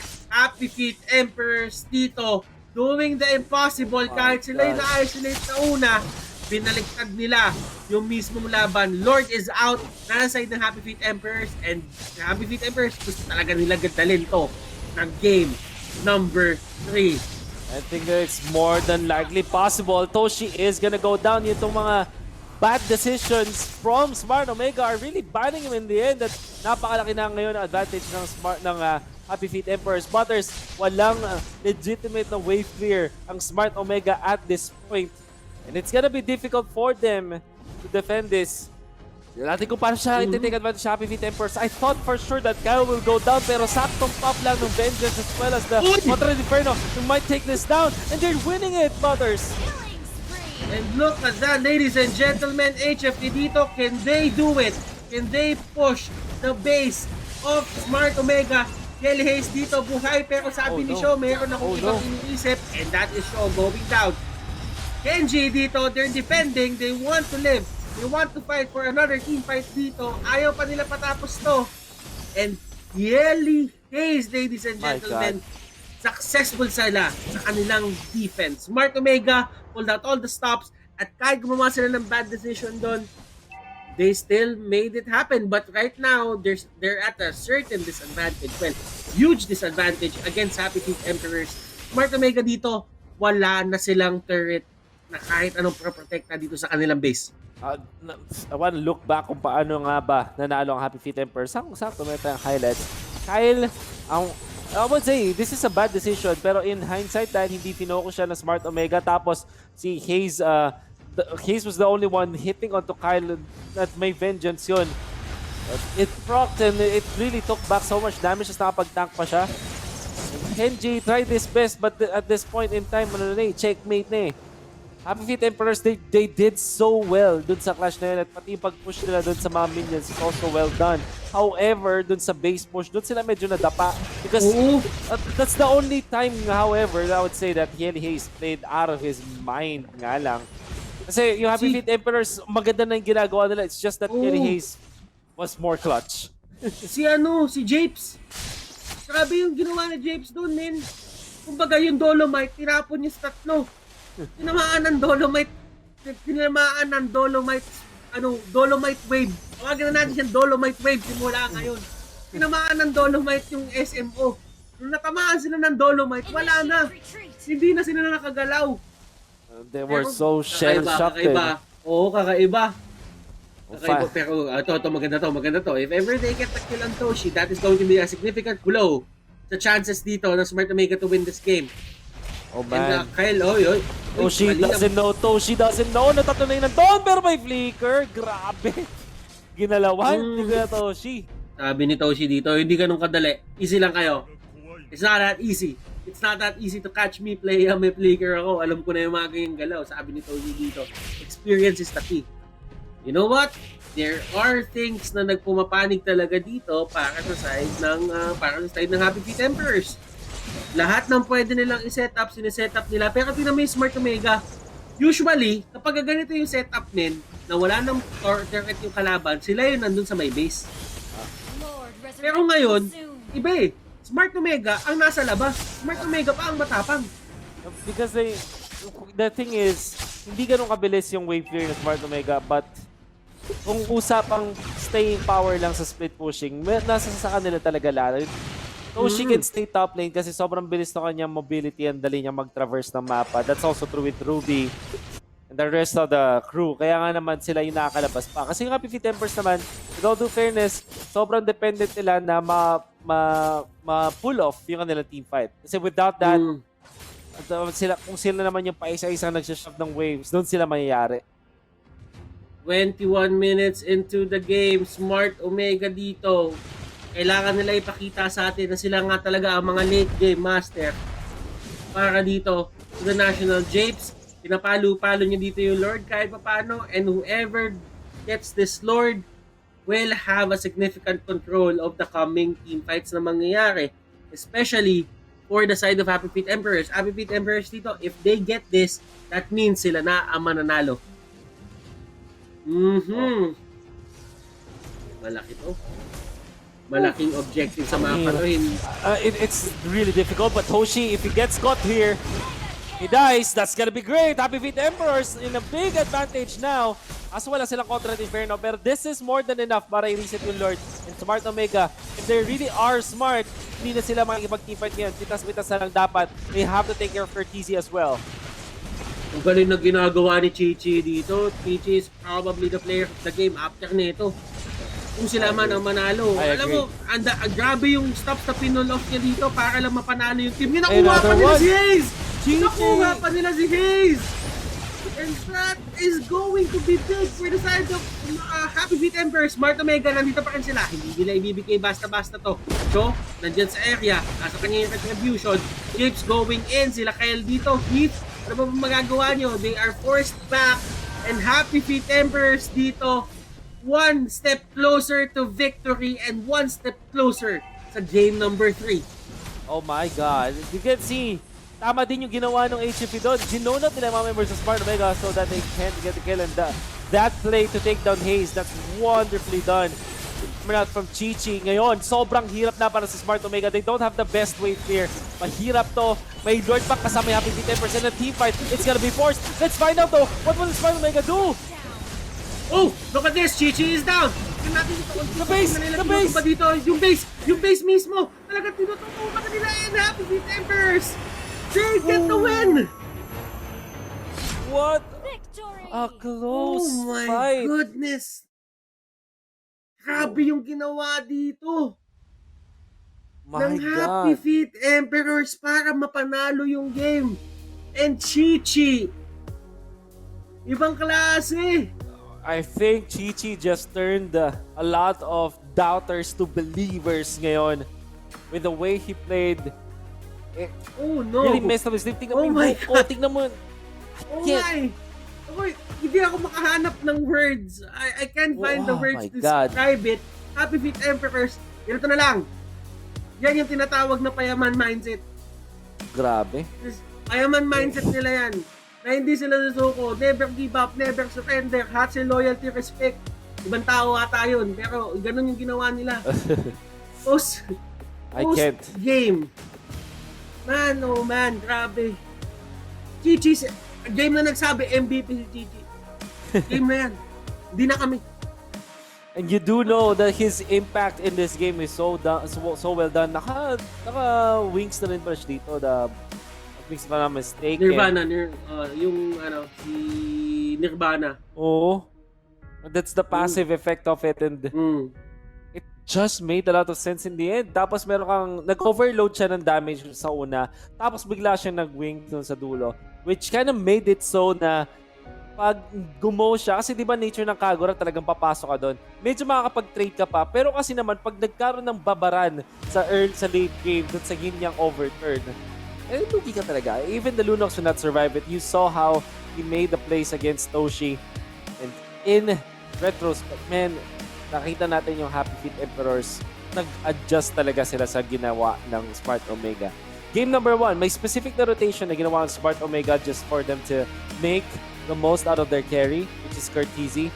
At nag-adjust agad doon yung Happy Feet Emperors. And then what they did in this particular game was to not overreact to the rotations na ginagawa ni Toshi or ni Kenji dun sa side ng the Ruby, di ba? Hindi sila sobrang nagmadali at naghanap sila ng team fight na mas pabor sa kanila. Let's look at the highlights actually on how that game started and ended in the favor of Happy Feet Emperors. Papasin mo dito, from the get-go, talaga napaka-aggressive ng HFE dito. But at a certain point in time, yung mga ganitong setup nila, yung kapag ka nawa 1v3 sila, nawa 1v2, you can see that there are people or may mga tao dito, may mga hero dito sa side ng Smart Omega na talaga makakatalon para kunin yung kill and pwede sila tumakas ng basta lang din. So, ito, napapansin mo dito yung trend ng setup dito for the side of Smart Omega. Kapag kami nahuli sila off guard, kaya nilang baliktarin. Pero pag sila yung na-counter-initiate naman ulit, medyo mahirap yung pagiging setup sa kanila. So, kailangan talaga nila gulatin yung side ng Happy Feet Emperors dito. Pero yung Happy Feet Emperors, ang maganda sa kanila, naging kalmado lang sila dito. Even though Chi-Chi really wanted to go for that Kenji Ruby, masyado talaga makunat yan. And at that point on, paramdam ko natuto sila na, team, wag tong Ruby, tutukan natin si Toshi sa taas. Si Toshi nandun lagi sa taas tumutulak. Man, I'm just out of words. This is the particular class that really turned it around. Si Kyle held his ground. And I think this is also the problem for Smart Omega kasi pala. Pag nabato na nila mga skills sila, they don't have something else. And this is also the problem I have with Brody. Na maganda siya sa early and sa mid game. And even when he's a marksman, hindi siya ganun kalakas sa late game. In fact, Benedetta really trumps it. Makita natin ng Smart Omega makapag-depensa pa rin off of the wonderful and the brilliance of wonderful brilliance of Hayes. But at the same time, this is playing not to lose na lang para sa Smart Omega. And Happy Feet Emperors, on the flip side, sila naman yung proactive, but this is what we like. Bigyan mo lang pala talaga ng confidence sa itong Happy Feet Emperors and they're gonna be A-okay. Mm-hmm. Look at Sho. Hinox na lang niya yung base. Kasi alam niya, this is the only way for them to win it. And they did. Chichi, the MVP of the game, hindi lang dahil sa sinabi natin, but also the game predicted it. Because he is really supplement. What? Wait. I hope I'm seeing this correctly, but damage taken? Oo, paparamdam ko ano yan eh. Nasobrahan. Sobra to. Hindi kasi may rule nga, 'di ba nga ang committee, hindi mo alam kung double M o double P. So ang ginawa dito, tinatlo para sure. Parang ganun lang 'yun. And yeah, I think all in all, even with that 6 kahit 6-5-1 yan ng una, even with that, ladies and gentlemen, kayo na maghusga kung sino nga ba talaga ang MVP ng game na to. Chichi, Gucci. Sobrang Gucci ng ginawa mo doon. Grabe, pero you know Doubters to believers. I'm a Doubters to GG believers. believer na ako. GG believer na ako, men. You know what? Wolf, kung kaya gawin ng Happy Feet Emperors to, I believe, kahit sa kanina sinabi ko na 2-1 to for Smart Omega, I believe that this is a 50-50 pagdating ng game number 3. Sino nga ba mananalo sa game number 3? Abangan natin kasi magbabalik ang The Nationals MLBB Day number 12. We are back, ladies and gentlemen, and medyo awkward yung palakpak. Still, it is what it is. Game number 3. We are going the distance and madaming nagsasabi dito sa game na to na magiging 2-0 to, pero Happy Feet Emperors, they prove everyone wrong. They take one game as they do dun sa mga previous series sila, and they just, surprise us every single time na nandito sila sa The Nationals. I think that it's a matter of them improving every single day na nakikita natin. This time though, we saw na ulitin ko ulit, Butters. Nag-adjust talaga sila eh. They have found how Smart Omega operates. It was really weird para sa Smart Omega pull off this draft. Sobrang unorthodox niya na nagre-resulta to us not having the confidence na mapupull off nila yon. But they are showing signs of improvements. Para sa Happy Feet Emperors, yung kanilang pagbasa sa mga ginagawa ng Smart Omega, not only in the late game but also in the early stages, yung first rotation ng Smart Omega na ginawa nila no game number 1, sobrang nabasa yun ng Happy Feet Emperors at nag-adjust sila accordingly. It resulted to Happy Feet Emperors just owning that game and winning it for themselves. And that's how we know na talagang may improvement ng Happy Feet Emperors. Pero Wolf, that win wasn't that easy din. Kinailangan ng Happy Feet Emperors talaga napigain lahat ng kanilang mga kakayahan para talagang mapanalo. And tatandaan natin, Chichi, the X factor of that certain game, even though it was a team effort, meron talagang isang X factor doon na sinubukan talagang baguhin yung tides ng game and it worked. Ladies and gentlemen, this is the draft. Happy Feet Emperors versus Smart Omega. Johed and Selena, ladies and gentlemen, ang binandiyo ng Happy Feet Emperors. Well, for the side of Smart Omega, it's going to be the Johed and the Ling. Take out the Comfort Heroes. That is the name of the game for both of these teams. Kichi dito really just taking his time na hindi sila magmamadali, na alamin muna nila kung sino nga ba yung tatanggalin nila. And eto Natalia will be the third ban dito for the side of Happy Feet Emperors. Now, Wolf, sino nga ba tingin mo dito na lalabas for the side of Smart Omega in terms of ban? Nagawa na nila. Well, sa picks naman, I think it's all gonna be a trade-off na naman nila, Benedetta and Brody. But we're gonna see a different approach for sure mula sa Smart Omega. I feel that Happy Feet Emperors can still take the Benedetta kasi open siya, tas wag mo na siyang ibibigay sa Smart Omega. Pero baka makakita tayo ng kakaiba ngayon sa Smart Omega. Something like Harith. But it's the same. Literally the same. Benedetta ang kinuha ng Emperors. Omega naman, kinuha nila yung Brody Lunox just like in game number 1. Well, same idea, but I hope different execution if they want to win this. Nakita naman natin yung pinaka naging setup talaga dito nila Kurt. May mga times din doon na sana sa kanila na yung Lord if ever nag-commit lang talaga si Kurt. But you know what? It doesn't really work that easy. Kailangan talaga nila ilaban dito kung ano man yung objective nila sa map. Oh, I like this Khalid. Inuna na agad ng Happy Feet Emperors. I think they were so comfortable with this in the previous match and it really gave them so much. Tapos kuha na rin sila ng thumbs. Lahat ng kinukuha ng Happy Feet Emperors dito are heroes that work in their favor. But at the same time, these heroes, they aren't necessarily one-dimensional. Hindi sila talagang isang lang yung ginagawa sa mapa and they can fit in any kind of lineup. So, a very nice proactive decision coming out from the Emperors. Now, they get a side lane and they get a possible tank.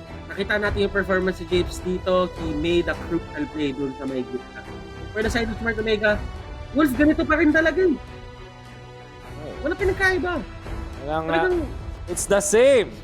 It's the same. Baka hindi tayo makita ng something like Ruby para sa Smart Omega. I honestly feel that they are better off with something like Yuzhong. Tapos kuha sila ng tank na gawin nila tank itong si Cho. Get something like Yuzhong plus Alice and the side lanes and they will be so much better off. Kagura ang tinanggal na Smart Omega. Respeto. Hindi mo na usually nakikita to. Kagura? Ban? Oo. Hindi yan talaga yung gusto mo makita. If ever you are SMO fan, they just respected that. They just took that really highly for the side of SMO. Alice yung sa side ng Happy Feet Emperors naman dito. Yep. May pinaplano silang backline combination dito. The Alice ban is really good kasi na-mention ko din kanina na ito yung mas magandang kunin ng Smart Omega, something like Yuzhong Alice na side lane combination that will really bring them home. And kung sakaling naman na hindi nila piliin ito, they can also opt for something like Lancelot, tapos gawin nilang side lane yung Brody, tapos get something of good wave clear, like something like Farsa kasi na ba na yung Farsa or something that will really prolong the game for them. Atlas ang tinanggal dito ng Smart Omega and even though wala tayo masyado nakikitang Atlas plays dito sa The National, Happy Feet Emperors yung isang team talaga na faithful sa ganyang tank. Talagang kinukuha nila yung Atlas. Yeah. It's a good pick versus the Brody as well kasi ang Brody ay isang hero na ayaw mong napupuntahan ng mga kalaban mo. By the way, Harith is still available. Like, still feel ng Harith ay okay laban sa isang Benedetta kasi it just wins better.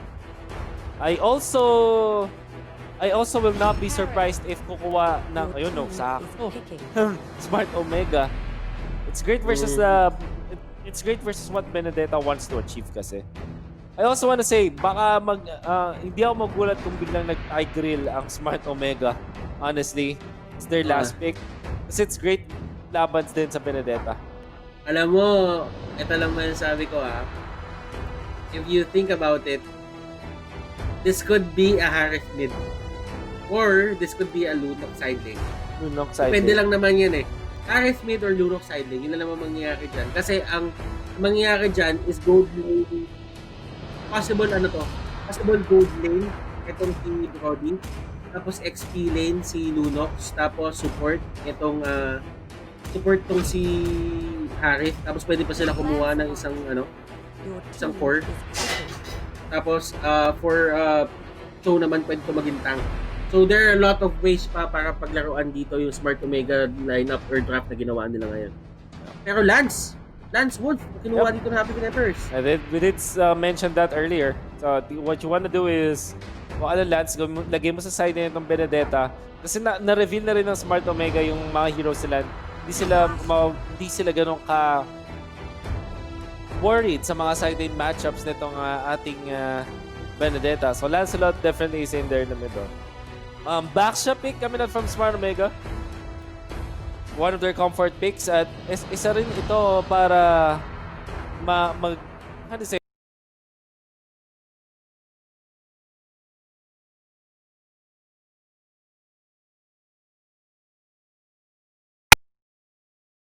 the innate nature of it, di ba? Parang unlimited mo siya maibabato or at least yung cooldown niya is sobrang bilis kapag same targets ang nakuha mo. And of course, it takes more damage. At yung second skill na yun, na binabato niya yung shields niya doon sa mga jungle, that is improved yung cooldown niya kapag same target yung inaatake, which is best versus the jungle. So, it will help this Harith na ginawatol ngayon ni Kurt Easy na mapabilis yung jungle taking. Mm-hmm. And that is a fair point, Wolf. But right now, looking at the draft, I think for me, it's a 50-50. Yeah, like how they set it up, kailangan lang dito para sa akin ng Happy Feet Emperors na bantayan yung kanilang early game. Yung Lance, tsaka yung Benedetta, medyo kailangan naglilin sila sa panalo. Although they have the capabilities to win naman. Pero if you're gonna do this, ibig sabihin, hindi mo pinaplano mag-fail ng early game. Kailangan kayo yung mag-dominate ng early game. Kasi right. ito yung idea ng dalawang hero eh. That's dominate yung early game with your mobility and with your innate damage output na napakataas.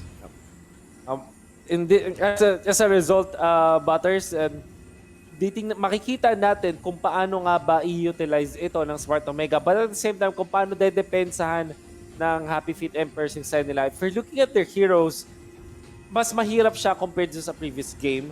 In a way na meron kang Lancelot and Benedetta, both of those heroes na dependent sa pang-outplay ng kalaban. It's not like this is something that they can barge in and collide against their opponents.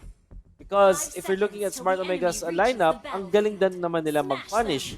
Pero pag ang Happy Feet Emperors ay nakakuha ng magandang teamfights, na outplay nila yung kanilang mga katapat, this will be an easy for Happy Feet Emperors. Easy in a way na matatapos agad nila.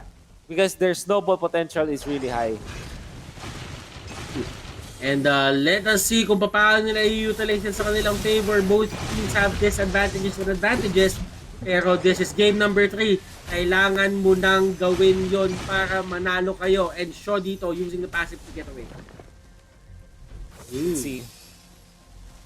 Para sa side ng Happy Feet Emperors, I wanna say ang kanilang nakukuhang advantage ay parang nabaliktad naman eh. Sila naman yung maganda yung individual plays na pwedeng gawin. Or Smart Omega, they are farm dependent. That's what I can say. At ginawa nila dito yung side lane side lane Harith. Side lane Harith and Reggie dito. Uy! Sabi yung setup nila doon. Haze dito na magic worship siya. But that won't really matter as Japes won't really get the kill. And Kurt dito nilagay nila sa gold lane. So si Toshi yung nag-mid. Yep. So that's a Harith na side lane na nakita natin before. Do not be surprised about this, guys, kasi napanood din tayo ng isang malaking international tournament at ito yung ginagamit nila sa Indonesia. Ahmad from Alter Ego was the first one to show us in professional play itong side lane Harith. This makes it so that the Harith is so strong talaga sa mga best heroes in the meta that we have right now. There is a thing about yung ganitong mga setup na it's really just about you getting yung mga minions sa may wave and try to control the lanes as much as possible. Kasi you're not level dependent tong mga heroes na to eh. Kailangan nila yung Zaman first, kailangan nila yung mga setup na ganyan. So as long as you show dito, naging aggressive siya, maganda sanang i-zone out etong Harith. Kaso, ang naging sagot naman kasi doon ng Smart Omega, naglagay ba sila ng isang tao doon para sure na aabot ng level 4 si Kurt para mabulingan na rin dito si Show.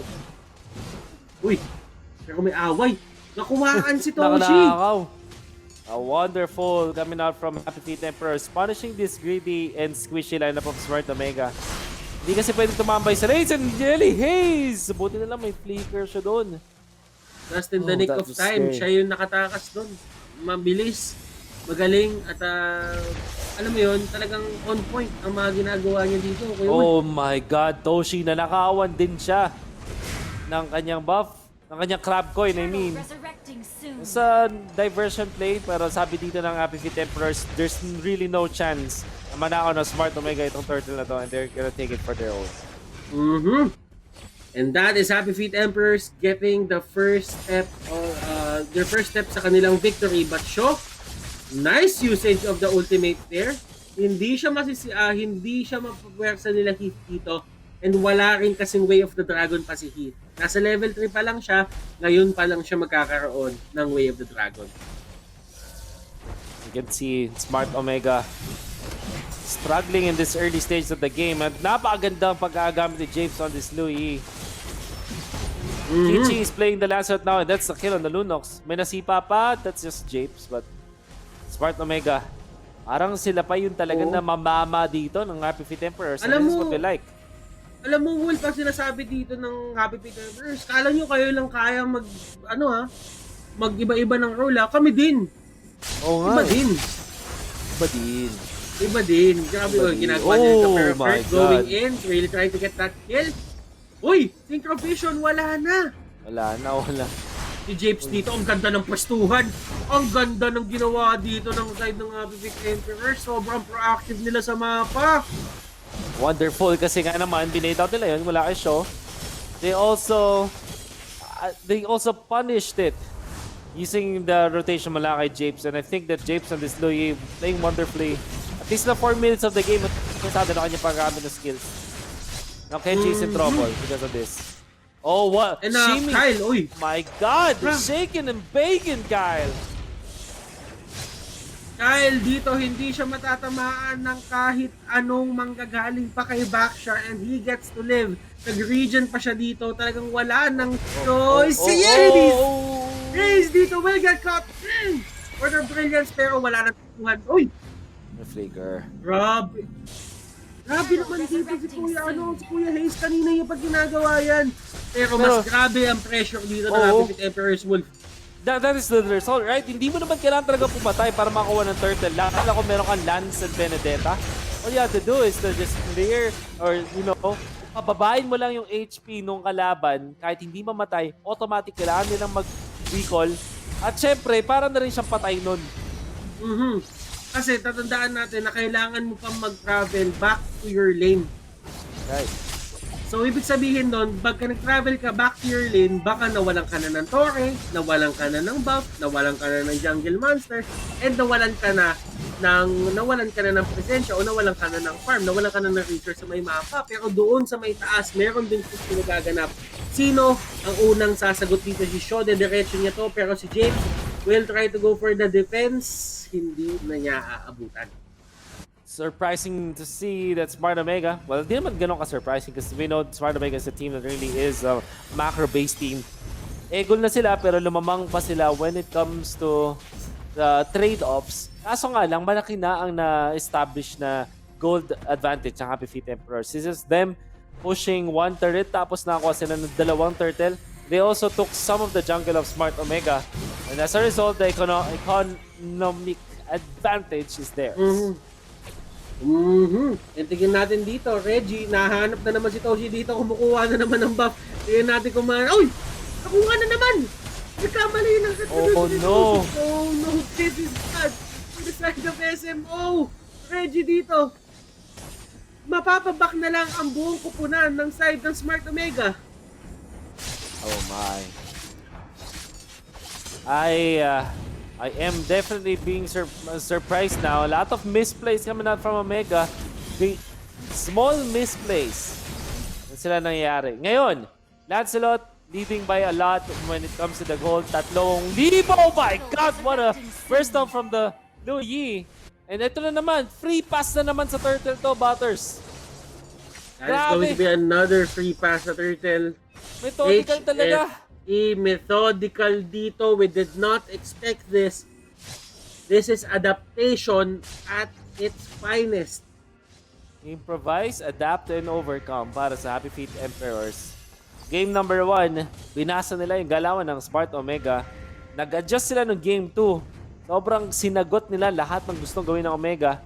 And ngayon, ng game number 3, sila naman ang nagdidikta ng laro. Gustong-gusto ko yung pagkagamit nila dito ng Lance Benedetta after the second turtle.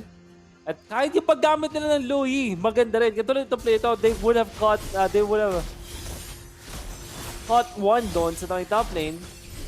Buti na lang talaga Smart Omega, walang tao. Pero si Kenji! Si Kenji! Naku, si Kenji dito nagkamali ng ikot, nagkamali ng gulong, gumulong-gulong lang.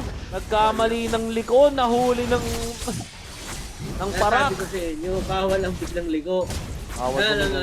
Bawal yan. Kaso, yun yung nagawa ni yun yung nagawa dito ni Kenji. You have to be careful about your inhibitor, yung Omega. That's how they know that defend. Buti na lang ang Omega ay magaling mag-trade. No?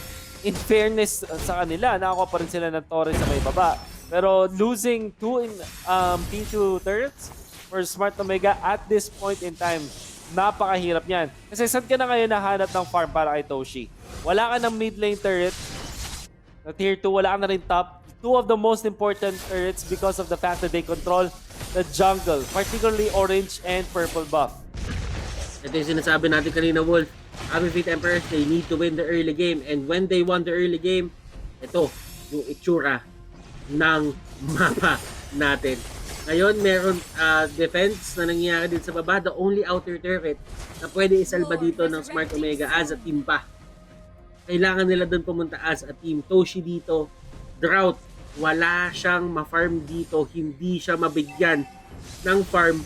Kung hindi, kailangan niya kumuha ng farm na sama-sama sila ng kanyang team. Ibig sabihin nun, kailangan din nila puwersahin yung Happy Feet Emperors na lumaban at magkaroon ng certain advantage. Tatlo silang nanakop doon. Tignan natin dito kung paano sila laban. And look at that! Khaled ready dito with the play. Sean dito going 1v1 with Toshi. Toshi dito will get that upper hand and he's going 1v1 with Chichi. Chichi dito napapatakbo na lang siya. And look at SMO. Ang pagbawi nila in terms of teamfight. Chichi dito. Ang pag-dodge niya doon sa may bunggo. Grabe yung paggamit ng third rose and he's dito going in. Look at this. He will go down. Japes dito on the other hand will try to go for the counter initiation. Pero hindi na nila kakayanin as Chichi, will just leave or will just dash out. Tatakbo na lang siya para hindi na siya abutan ng mga tao. Smart Omega. Smart Omega really did make sila naman yung nag-proactive play doon. And I would say hindi ganun kadali. Napakahirap i-execute yung ginawa nila. At least napakahirap i-set up ng side ng Happy Feet Emperors para pumunta sa ganoong part ng laban. I think this also happened when Toshi was able to get the breastplate na sa ngayon. Mm-hmm. As a result, ay kumunot siya ng konti. Kaya naman na-force yung Happy Feet Emperors na lumaban sa isang terrain na lamang ang SMO. Yung mga clumped up spaces na yon, lumamang yung Smart Omega doon. Although sabihin na natin maganda kasi may Louis, tapos may Thornrose, tapos may Cotran. The fact na may Zaman Force na sulit nga lang kay Curtizy, it really trumps any damage output that Happy Feet Emperors can bring. Mm-hmm.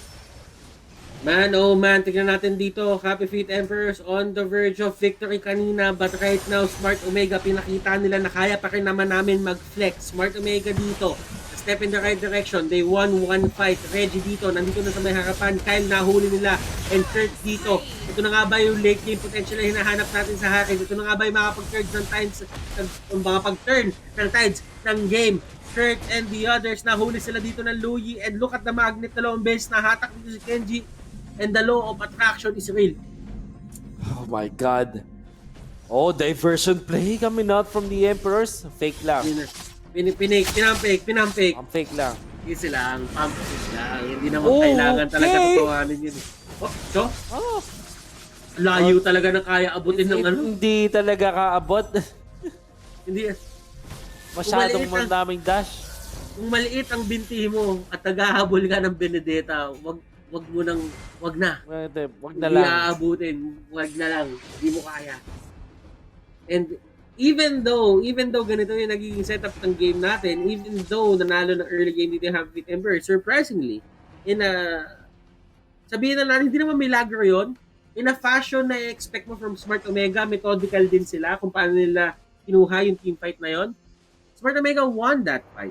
And Smart Omega right now is given the chance to, alam mo yun, set up yun sa mapa kung ano man yung nawala nila.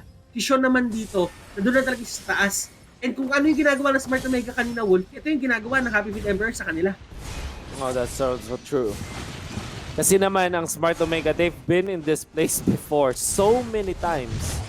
They know how to react. What they needed to do was just to get the pickoffs. And just like in the previous match, ganun na ang pwedeng mangyari para sa Smart Omega. Pero tingnan natin kung magkakaroon ng pagbabago. Kasi nung game number 2, ang Smart Omega nadapa sila nung si Kyle ay hindi napatay agad. We're about to find out though if Smart Omega. Isyo, sa likod, uy! Okay. May mahuhuli na, si Kyle nandun din. Yung dalawang tangke nila dito, humaharap na, pero si Baksha din doon umiikot-ikot sa may taas. And diversion play? Will there be a diversion play? Yes, there will be. And walang idea yung Smart Omega dito. Pwede nila mahuli si Toshi. Isang maling galaw lang ni Toshi dito. This happened before sa Smart Omega. Uy, si James dito medyo napabilis at medyo hindi sila naging patient doon. Tignan natin dito, Keith na si James ng malayo. Tignan natin, Kurt, will he stay alive? Yes, he will. Kyle dito, siya ang pinaka-target. Khalid dito, Reggie, will the first one go down? Tignan natin, Shaw trying to fight everyone, and that is going to be Benedetta going down. Kenji dito, tanking up everyone sa may harap. Hindi pa siya tutumba. And that is gonna be another loss for the side of Smart Omega in terms of the map and kills. And they push this mid lane there though. Mukhang hindi. Si Chi-Chi, sinagot na nga lang yun din yun. And Smart Omega might have gotten 2 kills out of that, pero hindi pa rin sila nakakuha ng objective. In fact, Japes wants to go for this diversion play, kaso masyado sila late. The teleport's already out. Okay. So next time naman dito for the side of Happy Feet Emperors, hindi nagagana yung mga play nilang ganun na ginulat nila. Kasi tumatak na din sa utak ng Smart Omega yun na ginagawa nila yun. So next time they will be very cautious. Hindi sila basta-basta gagawa ng play doon as long as hindi nila na-check yung mga brush kung meron mang nangyayaring diversion doon. And tingin mo ba naging impatient yung Happy Feet Emperors noon at that point? Yung lumabas agad sila for haste? Yes. I think it was kind of an impatient play. But at the same time, tapos na rin yung opening nila eh. If they lost one of their heroes right out of that, dun mo sabing mali. That's also important, I mean, para sa STI. Kaya naman, feeling ko, ibubuhos din ng lahat ng STI Olympian sa match. Uy, pero ito si Toshi dito. Oh man. Oshi needs to be careful as Chi-Chi and the gang, they're ganging up. Saktong-sakto to, men, kung sakali. Pwede nila mahuli to ha.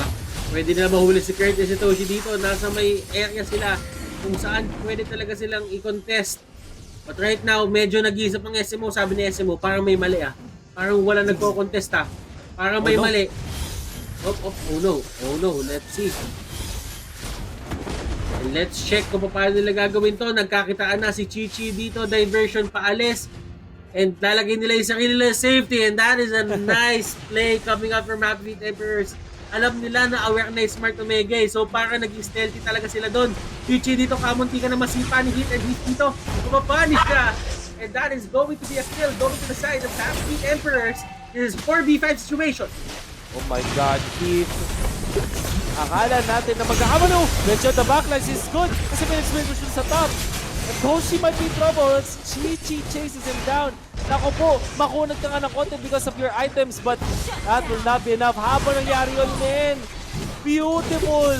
Happy Feet Emperors winning the map at this point in time. And grabe pa doon. Kung mahal kita si New York Benedetta, kumuha ng trophy sa taas. Kurt dito going in. Dito nila sa tiras. Chi-Chi dito trying to take down Kurt. And tignan natin kung paano ba sila makakagalaw dito. So, going in. Trying to go for Yelly Hayes. Yelly Hayes dito. Grabe yung damage na pinapakita niya. Look at that. Damit kami na from Show. Kurt dito. Well, oh my God! Actually go down. But Show dito siya mapaparusahan. One more hit. Hindi enough. Pero an eye for an eye. Sino yung na sila pa ang natalo sa huli. God. That's the problem for Happy Feet Emperors. Pag dilaban nila ng paisa-isa, kulang. Na Kurt Easy, gotta have to give it to the guy. He knows this hand. Alam niya yung limits. Imagine mo na ipag 1v3. My God. 1v1 sa tatlo. 1v1 sa tatlo. Kaiba. Pero hanggang ngayon, yung Lord pagod na. Sabi niya, kanina pa ako palo dito, Edley. Kanina pa ako pagod. Ilminaw, kanina pa. Hindi na talaga pinakaya. Si Chichi dito, ang ganda ng pwesto ni Chichi ha. Ang ganda ng pwesto ni Chichi. Reset na naman, napagod na naman yung Lord. Oh no. And Reggie's gonna survive. Oh, overboard. Laban sa gulong. Sino mananalo?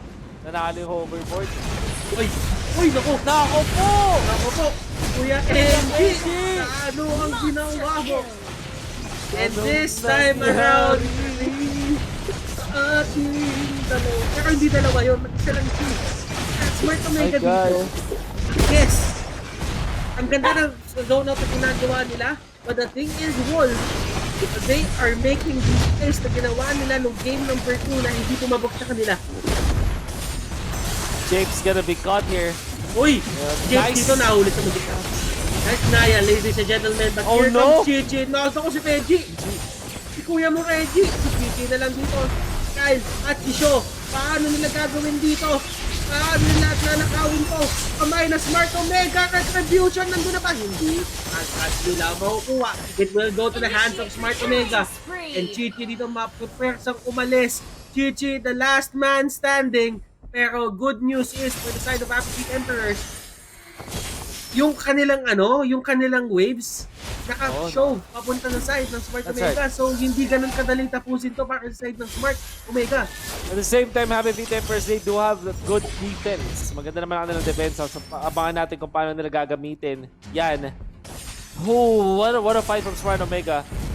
Yung naging fault ulit ng Happy Feet Emperors is kapag paisa-isa silang lumaban sa Smart Omega, and you saw how that went in favor of Omega so quickly, but nauli na naman! And that is crucial, ladies and gentlemen. Isang wave clear nyo na wala.